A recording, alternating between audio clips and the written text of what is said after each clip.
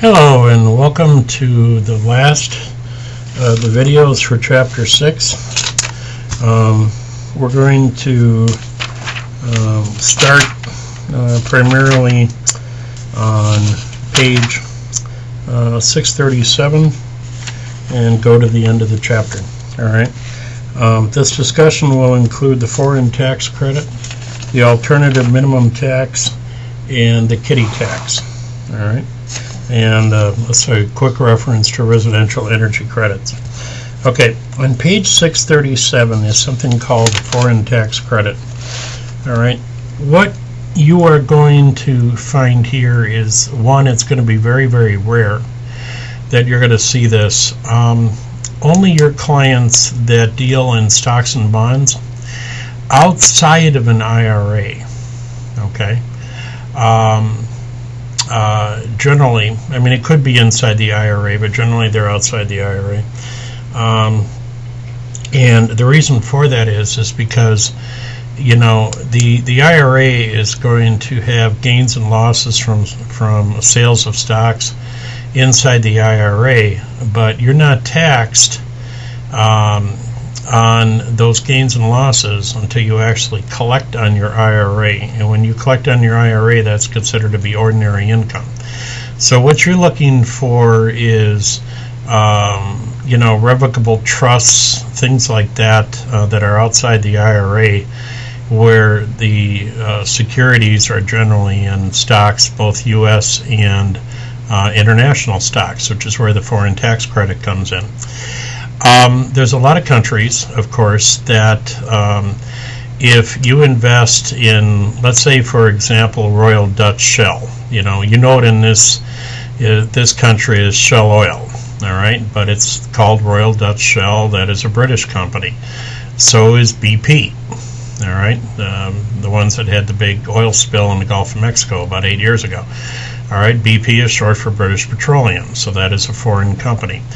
All right, there's lots of foreign companies. All right, every time you drink a Budweiser, if you have one, you're drinking a beverage where the parent company is InBev, and they are based out of Belgium. All right, so if you own stocks in these companies, all right, these the countries that these companies are headquartered in, all right, will assess a tax on any dividends that you earn on these stocks, okay, and that is called the foreign tax. All right, to make sure that you are not taxed twice, you get something called a foreign tax credit, okay, and you would fill out, generally you would fill out form 1116 to claim this credit, unless the credit is $300 or less. All right, so if we go back to page 2 of the 1040, all right, and if you take a look at line 48, it's the first of the credits that are listed, all right, in our pecking order. So if you look at it's a form 1099-B, all right, B for brokerage, all right, and on there it will list all of the stocks that received dividends, and whether or not those dividends were taxed for foreign tax purposes, and which countries levied the tax and how much the tax was. So if the tax is over $300, you've got some work to do, because you're going to have to be putting these stocks on form 1116 individually, or the stocks and their dividends. Okay, what I mean individually is you would have to group them by country. All right, that's how the form is filled out. So that can get a little tedious. All right, but again, you're probably not going to see too many of your clients that have these kind of securities. Generally, your clients will be probably well-heeled, and you know they're more than willing to pay your fee for working through all of this stuff. All right. So, but that's what the foreign tax credit is. All right, it shows the computation of it at the top of page 638 and gives you an example. All right, again, form 1116, if you fill it out properly, will calculate the foreign tax credit for you. And if the amount of foreign taxes you paid is $300 or less, you can just enter that amount directly on the back of 1040. as we said before, on line 48. Okay, I'm going to skip over the adoption expenses on page 639. In my nearly 30 years of doing taxes, I've only had 2 clients that ever claimed this expense, so you can read through it if you want to. On page 641 are some of the energy credits. All right, again, most of these credits apply to people that have, you know, unusual things like solar panels or geothermal type installations at their home. But there is a $500 lifetime credit for energy saving windows and skylights and things like that, and for energy saving furnaces. And again, this credit was due to be phased out on December 31st, 2017, but Congress and the President at the last second extended it for 1 more year. I'm sorry, I should have said December 31st, 2016. And Congress and the President extended it literally at the last minute to include 2017, but it is not on the books for 2018 and beyond.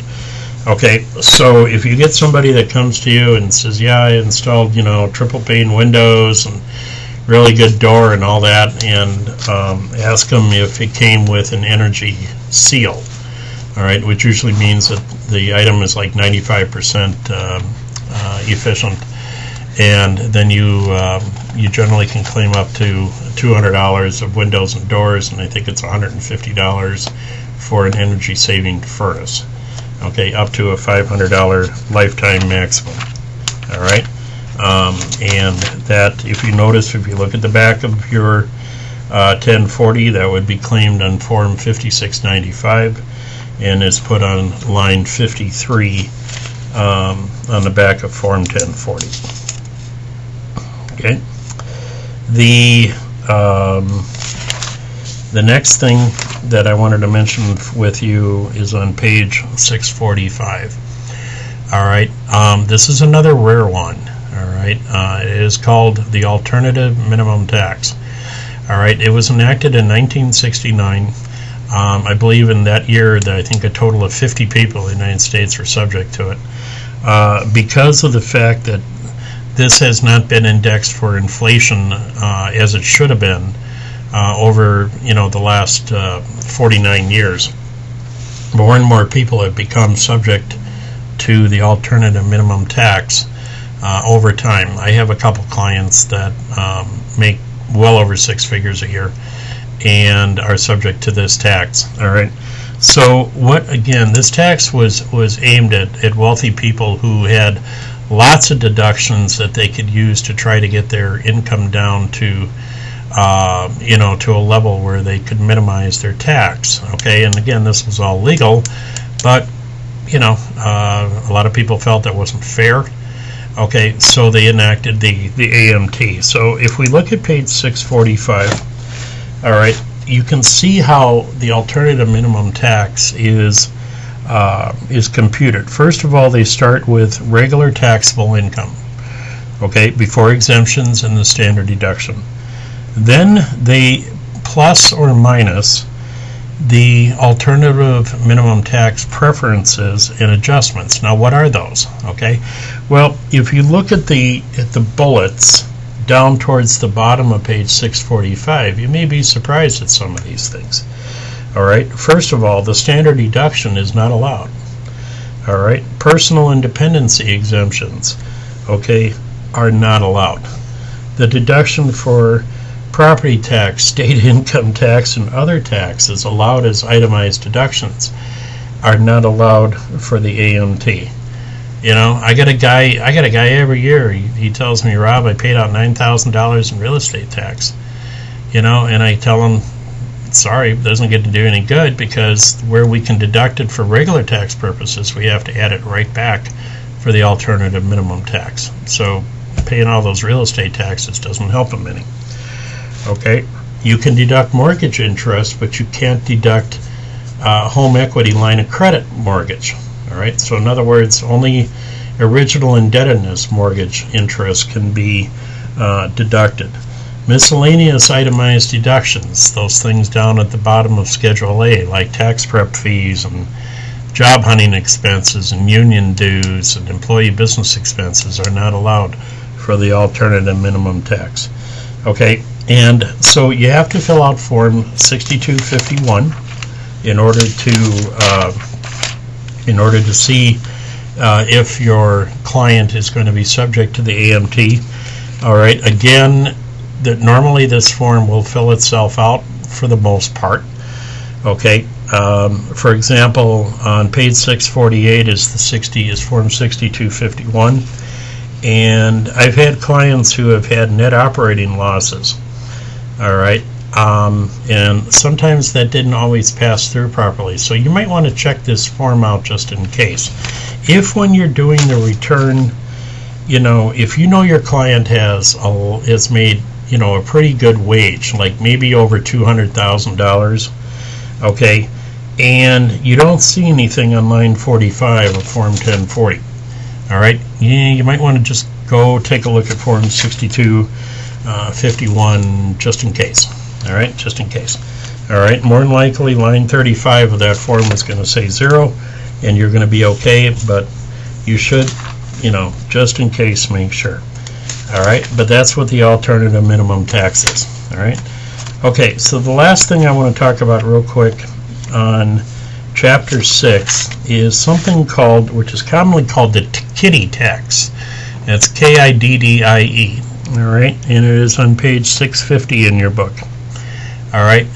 I have one client every year whose children are subject to this tax, and it's really unfair because it doesn't matter how old the child is. The child could be literally a month old and get hit with this tax. But the reason why this tax comes into play is when usually you have a relative who leaves a child a large sum of money, for example, when they die. Okay, and generally, of course, the money is going to be in trust to the parents. But what this was designed for is in the past, parents would tell their relatives, hey, when you die, put the money in the kid's name. All right, that way we don't have to add it to our income and pay, and put us in a higher tax bracket. Let's put it in the kid's name because they have a lower tax bracket automatically, because they don't have jobs. And the IRS went, I don't think so.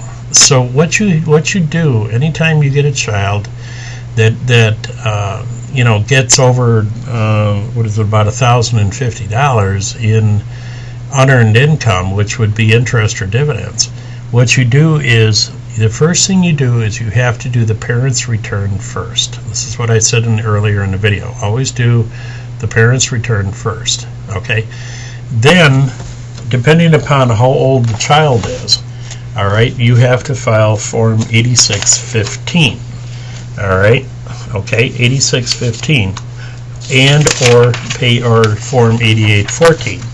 Now, 8814 is replicated in your book on page 653. That would be if the parents decided to claim the income that the child received. But usually, it's better to have the child file their own return. All right, they will still be in a lower bracket than the parent will be. So the child would file Form 8615. They don't get much of a standard deduction because they don't have any earned income. Okay, but on that Form 8615, there's a line on there that where you have to put the taxable income of the parents.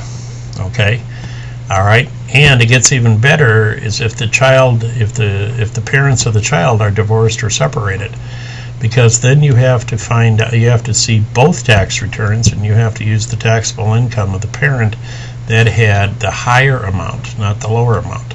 So again, for most of you, you will not see this in very, very often. I've only seen it maybe 10 times, but it is something that could come up, and you better know about it if you ever have to discuss it with the parents of the child that's receiving this unearned income. Okay, and that ends this video and the videos for Chapter 6.